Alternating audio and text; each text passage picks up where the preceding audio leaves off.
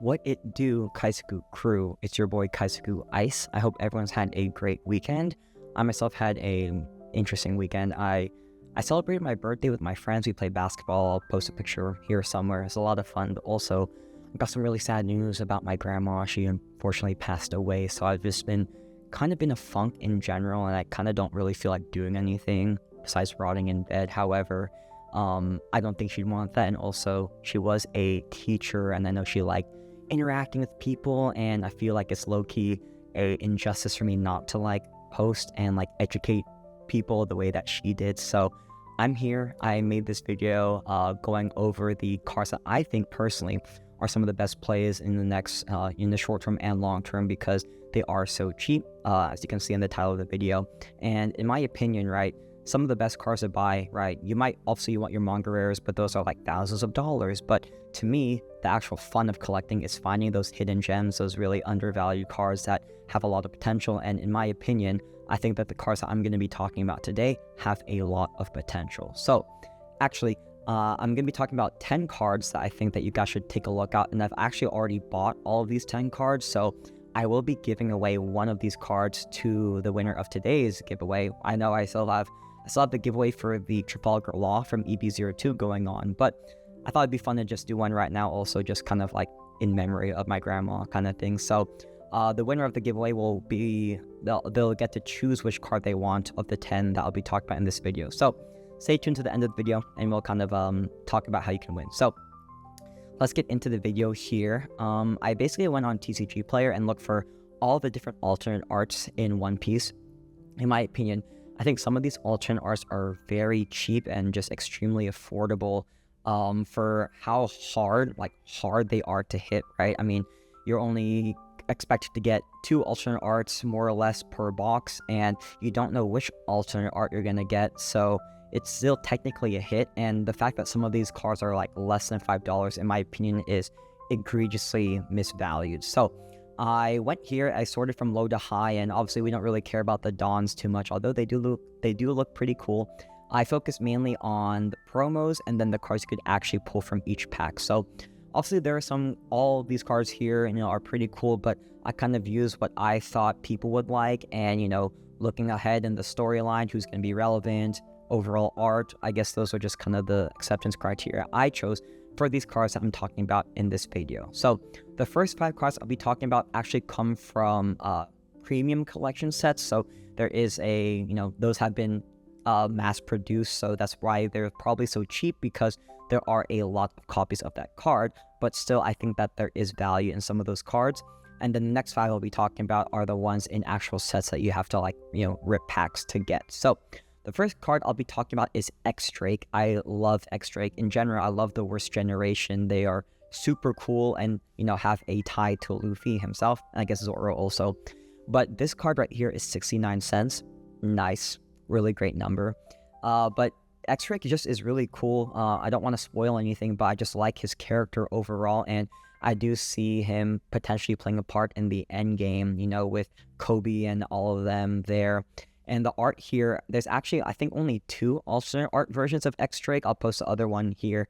And I think that this is a better one from an art perspective, but also from a price perspective. I mean, there's worse things you could spend your money on than, 70 cents on a card, right? This is, to me, kind of like, there's just so much room for this card to grow.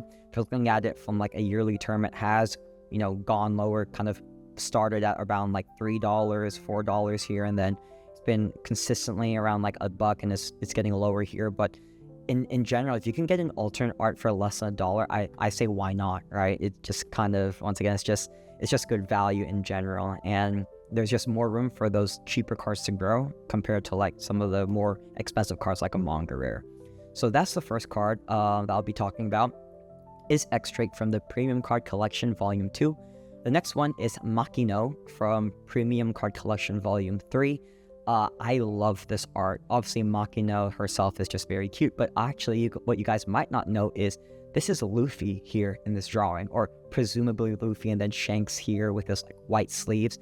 I mean, what other child would be in a bar at the age of like 5, right? It's most likely Luffy. So to me, this is kind of cool because it's like a hidden Luffy, and it's also got Machino. And if we're talking about in the future, right, there's been some cover art of Machino with a child, presumably Shank's child. So maybe this could be like a little, I don't know, maybe in the future, like Machino actually like has a part in the end. Maybe Luffy goes back to his village. I think it's Fuchsia Village. Correct me if I'm wrong. I think Luffy's from Fuchsia Village.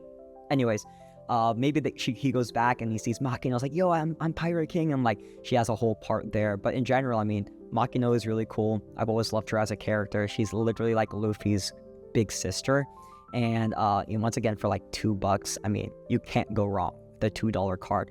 Full art. I mean, it has the bar, has Luffy eating meat. Like, that's just cool in general. So that's the second card. Just looking at it, I think the prices for these are just gonna, because they have recently come out, of course they're gonna start off pretty high, but then eventually go lower. But I think it might plateau for a little bit, but eventually it'll pick back up once people realize, how cool this art looks like. The next one here is Ryuma. I love Ryuma. Ryuma Shimotsuki, like literally the strongest swordsman of his time / potentially like Oki all time. I love this card. I love the art detail on this. It's kind of like, it's not like a Machino where it's like from the, I guess, anime. This is kind of like, to me, like a sketch drawing. It's got the dragon in the back that he fought. Like, I love this card. It's about 448, so a little bit higher than the last two I talked about, but just in general, it's got, this is Zoro's sword right here. I forgot what it's called, but I mean, it just has cool art, and for $5 to have the strongest swordsman in One Piece until Zoro becomes the strongest, right? I think that this is just a good buy in general. Yeah. And then next one, guys, this ace card right here, I think is low-key the most beautiful ace card. Actually, not even low-key, high-key. This is the best ace card from an art perspective. It's got everything. It's got, his Whitebeard tattoo. It's got, a clear view of his, like, full body, right? It's got his hat, like, and then the fire detail around him. And I'm sure, like, I don't have this card yet in hand because I just ordered these cards, but I'm sure the texture on that card looks amazing. Once again, for $5, and Ace being, one of the most popular characters in One Piece, it's kind of a no-brainer. Like, $5 for an Ace card, like, why wouldn't you? So, not much else to be said about that. I think it is, right, it peaked at, like, $10 when it first released, but now it's kind of plateaued around $5. But I do see, like, look at this. Somebody bought out 100 of this card because they're probably expecting this card to go up. Same reason why I'm talking about it right now. I think that this card's going to go up simply because the art on it is so beautiful. And then the last one from the premium card collection that I'll be talking about is the Boa Hancock. I mean, not much needs to be said about this card. There are two really big reasons why I think this card should do well. You guys can probably understand me. But in general, right, like this card looks super, super nice. I love the detail with the hearts. I mean, she looks good in general. And, it's not $3. This is damage foil. But let's see here. It's about $4.97. So, less than $5 card. For a Boa Hancock card like this, I mean, if we're comparing this art to, like, I know the manga rare is a manga rare, but, like, I like this art better than the manga rare card, like, to be quite honest. So, yeah, not a bad card in general. For $5, I think there's, once again, just don't buy your Starbucks that week. Just buy this card. You're chilling, right? Okay, so those are the 5 cards from the, I guess, those premium collections, and the next 5 cards we'll be talking about are from the actual sets. And the first one is Khalifa, Miss Mia Khalifa right here. Absolutely cool card. I love this art. I mean, she just looks so badass. This is before we found out that she is a snake. But in general, right, like, this is a card from EB01, and we all know about those, like, extra sets like EB01, EB02, PRB. Like, those are some of the, like, the special sets. And in my opinion, if a card is from one of those special sets, there is no reason for those cards to be so cheap because, like, let's say, for example, you buy a box of EB01, which I believe is going for about $300 right now. I mean, if you pull a hit of Khalifa, which is, like, the worst hit in the set, like, why would you sell it for, like, $3? Like, I understand maybe there's not any playability for this card, but in my opinion, because this card is coming from one of those harder to get sets, harder to hit sets, why would you not, like, in my opinion, I put this card at, like, $10 because, I mean, you still have to make your money back, right? And, like, I understand, like, a lot of the pricing for One Piece right now is it's being led by the playability of a card, and let's say this card isn't playable as of right now, but who's to say in the future it's not playable? Actually, I haven't even read what this card does, but let's say in the future it's actually playable, and We've seen the Brick in EB01, literally the same card from the same set. That card in alternate art form is like $50. If this card ends up becoming playable in the future, I mean, it's Khalifa. One, she's a girl, that's pretty cool. But then two, it is an alternate art from one of the hardest sets to pull a hit from. I mean, why couldn't this card go to like $20 to $50 once it's playable? I mean, and in general, even if it's not playable, the art's still cool. And if you're trying to master set EB01, you're going to need this alternate art card in general. So I just want to take a quick look here at the price trends. Yeah, I mean, it's actually on a steady uptick right here. It kind of bottomed at like $3 here. Let me see, actually. Yeah, near mint foil $2.92. That's not bad at all, you know. And if it actually is kind of closer to like the $4 price, I mean, you're making a buck right there. So if you're buying multiple, like, this is just like a good buy in general. Like, this actually might be one of my best buys besides the ace that I just talked about, because, you know, anything from EB01 is, I think, pretty rare to have. It is Khalifa, who's just in general like a cool character and a girl. So yeah, I love this card a lot. The next one is Crocodile here. You guys already know how much I love Crocodile. Crocodile is cool, and with a live action, he is going to do very well. But I think that this also is kind of a pivot from some of the Crocodile cards I've talked about, like the alternate art leader from OP01. That's my personal favorite. But let's say you're a beginner into the trading card game and you want Crocodile because he's super cool. You might not want to buy a card that's like $50, right? You might look for one of the more affordable cards. And this is the cheapest alternate art Crocodile to my knowledge. And it's literally him in Alabasta. He looks so menacing. He's probably doing like a Desert Spada, I think is what his move's called, but he's probably like wrecking Luffy in this picture right here. Low-key, Luffy should not have be Crocodile.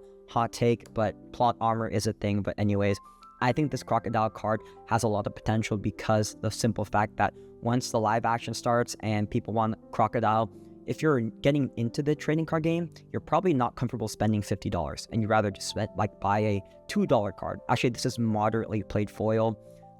Near mint foil is about $3.46, so I think most collectors rather have like a $3 card like this, and it's also conveying the same kind of like feelings that you want from getting a card that's cool, or getting a card that of a favorite character that you want. Like, objectively, the alternate art leader from OP01 is literally just his face, but then this one right here is like, it's got this like gold hook right here. He's doing his move. Like, I think that's pretty cool art in general. So I love this Crocodile card right here, and it's from OP04. And similar kind of theory, or I guess thesis, to EB01.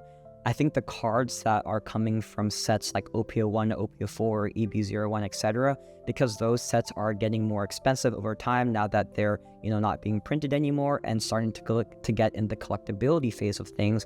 I think that this is a pretty good buy in general. So the next one here is Capone Gang Beje. I like him a lot just because the art is really cool and he is a supernova. Not too much else to be said about this card, to be quite honest with you. I just think that he looks cool, and I personally want to collect all of the supernovas, probably except Monk Uroge, because he literally hasn't done anything in the anime or in the manga. But Beje was a pretty integral part of Whole Cake Island, and in general, I think he's a fun character. He's clearly a reference to Al Capone, so I like that a lot too. And, you know, for $3, you know, not a bad buy. The next one is Sakazuki from OP02. Kind of similar thesis to Khalifa and Crocodile, being it from OP02, one of the older sets, getting harder to find. So, you know, I think an alternate art from literal the second set of One Piece is just in general a really, really great buy. And it is Sakazuki. Say what you will about him, about how we hate him, because he's just like, he kind of hurt our boy Ace. But he is going to be an integral part of the end game. He is literal fleet admiral, and that in itself plays a big part. We saw what Sengoku did in Paramount War. Sakazuki is probably going to have a similar part as Sengoku in the final war with, you know, Blackbeard, Emu, etc. So I think that this card has a lot of potential, you know, in the next like couple of years once we get to the end game. But also because it is from OP02, he is arguably the most well-known Marine, and that in itself I think gives him some value for his card. And for, let's see, how much is it? $5.40. I mean, you can't beat that. I think this is the only card that's over $5 I'm talking about, but yeah, I mean, $5.40, once again, skip out on your Starbucks, get this card, you won't regret it. And then the last card I'm talking about is our boy, Monkey D. Luffy. I mean, not much else needs to be said besides it is Luffy, it is an alternate art, and it is only $3.18.